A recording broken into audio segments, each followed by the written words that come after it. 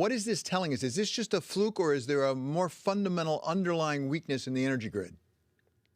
Well, thank you, David. It's great to be back with you. There is a fundamental flaw in our policy and our system here in the United States. As I heard some of your earlier guests discuss, obviously the weather is having an effect on the energy grid, but it's important for us to remember that the weather is not the actual cause of the rolling blackouts that we're seeing across Texas and other parts of the United States. You know, it used to be, David, in years past, we built the utility systems in America to provide energy when people needed it, when they needed it, like right now. And what we've done is we've moved away from that. That's what I just described is known as base load power. We've moved away from that to a more intermittent and, frankly, sometimes less reliable form of energy in the sense of wind and solar. And when people may need the energy like they do today, the wind may not be there and the solar may not be there. So what we've done is we've moved away from that energy security that we used to have here in the United States. And further, David, we've exacerbated the problem by, in some cases, making the base load power, and what I'm speaking to are the pipelines, the natural gas pipelines, dependent upon this intermittent form of energy. So when those windmills didn't blow in West Texas, that means the compressors on those pipelines didn't work, and that natural gas perhaps didn't reach those natural gas utilities in other parts of Texas. So we've got to address this very squarely and have a very honest conversation about renewable energy in America until we can reach the point that we have grid scale storage and battery technologies that allows us to rely on this energy 24/7.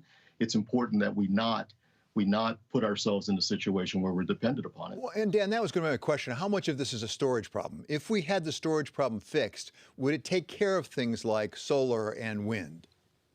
Well, it would, David. That's really the challenge. Today, renewable energy does not have the ability to provide what we refer to as grid scale storage or 24/7 storage. So in that sense, it is dependent upon natural gas, nuclear, and coal in certain instances to provide that backup power. But if you've made the backup power also dependent upon the renewable power, you've got a real challenge. And that's what we're seeing in Texas today.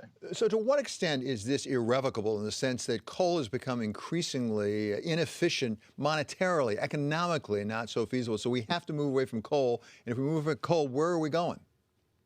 Well, I think we are going to eventually end up, with very clean forms of energy. It'll be things like fusion, nuclear fusion technologies, smaller nuclear technologies that have zero carbon emissions. We're going to see a lot more solar energy, a lot more wind energy. That's the transition that the world is moving toward. The challenge is if we move there today without base load power, we're going to continue to see the problems that we're seeing today in Texas. Again, I'll state the point. It's not the weather that's the problem. It's the policy that's the problem. And what about the grid? Because I also have heard in the last 48 hours some talk about the Texas grid being different from some others, that it's more independent, that it's not as easy to transfer power from Texas outside of Texas to other surrounding states. Is that true?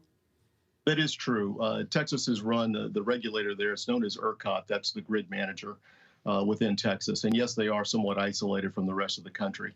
There are instances, for instance, during the hurricane season in Louisiana, where I issued an emergency order to allow electricity to move from Texas to Louisiana to help the good folks in Louisiana recover from the hurricane. But those are unique events. By and large, the ERCOT system, the Texas system, is independent from the rest of the country. So it sounds like there are some medium or longer term things to do. What could be done right now? I mean, what are they working on, do you think, right now to try to ameliorate this problem? Well, hopefully what they're doing is restoring the power to these natural gas pipelines so that we can get this base load power back up and running. That's the most immediate concern that I think people have. We have to get the lights on. We have to get the heat on. And after that, we need to start to look at the U.S. infrastructure and make some real hard decisions about what it is we're going to do and allow us to move natural gas, oil, other important products, electricity in certain cases, from point A to point B. Because as you and I have discussed in the past, David, the issue of production of energy in America, that challenge that we had back in the 70s and 80s, that problem has been solved. Our unique problem today is getting the product to market. So we're going to have an honest conversations with ourselves as Americans about how to do that. Is it possible on a short-term basis to redeploy some of the energy? One of the things that I've learned because of this crisis is the extent to which Texas in particular relies upon natural gas as opposed to fuel oil for their heating system. Is it possible to redirect some of the natural gas that otherwise would be going to LNG facilities to be exported? Yes, you can. The question is, can you get those pipelines? Can you get that infrastructure permitted in the United States? Intrastate pipelines in Texas have been somewhat easier to permit than other places around the country. We had a unique problem up in the Northeast where we couldn't get natural gas out of the Marcellus Shale in Pennsylvania, an enormous resource for the country. We couldn't get it to the Northeast, which wanted it desperately because the state of New York would not permit a pipeline to allow that gas to travel through its state. It's those types of challenges, David, that we face today in America. It's not just America, I think, Mr. Secretary. We see problems in Japan. We see problems in Europe because of extreme weather right now and the way it affects energy and the power grid. What can we do to anticipate extreme weather? Because it doesn't seem to be going away anytime soon. Well, I think it goes back to what I said earlier, David. We used to build utility systems in America with security in mind and have it provide energy when people wanted it. I liken this to a national defense. You build an army to protect your people when the enemy attacks. So what you want to do is provide a utility system that provides energy when people want it and need it. What we have today in America is exactly the opposite. When people really need the energy, like today in Texas, our response is to tell them to turn the heat off, turn the lights off. That's exactly the wrong approach to energy policy.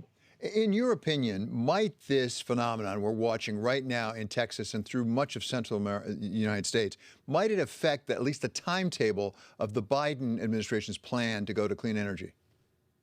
Well, I hope it does. I hope that there are some lessons that are taken from these types of events. And it's not just Texas. We saw the same thing in California last year as well. Look, I think everybody has the same goal here. Everybody wants clean air. Everybody wants clean water. The question is, how do you do it? And that's an important conversation for the Biden administration to consider. And I think as we look down the road, we'll learn that it's going to be a slower transition than some people anticipate. So this isn't your job, but I'm going to ask you to do it anyway. Give some advice to investors right now, investors who are looking at the energy space. What does this tell us, if anything, about what's more investable, what's less investable at the moment? You're right, David. It's not my job. And if I had a good answer, I would be able to raise these 9 kids in relative ease. It's Look, I think all forms of energy are going to be important to the economy, important to America going forward. So any investment you make in the energy space, be it electric vehicles, be it nuclear power, those are all safe bets in my point of view, because everything that we do in the U.S. economy depends upon the provision of energy. It may have repercussions for the green energy plans of President Biden. Might it also have repercussions for the infrastructure that he wants to build? I mean, if in fact there is a second wave here, sort of build it better, as he calls it, would there be the potential to really invest substantially in infrastructure that could help us? Yes, I think there is. I think we ought to look at the electricity grid, for instance. We can move power in certain parts of the country relatively easily. It would be nice to be able to move it from New York to L.A. or L.A. to New York. In a much more easier fashion. So I think those are important infrastructure questions that we should address, as well as pipeline infrastructure. I know that they've issued some executive orders to suspend activity on things like the Keystone Pipeline, Dakota Access Pipeline. In my personal view, I think those are bad decisions. Those energy resources, that oil, that natural gas is going to move to market anyway. It's just going to move on a truck instead of a pipeline. And that's not good for Americans.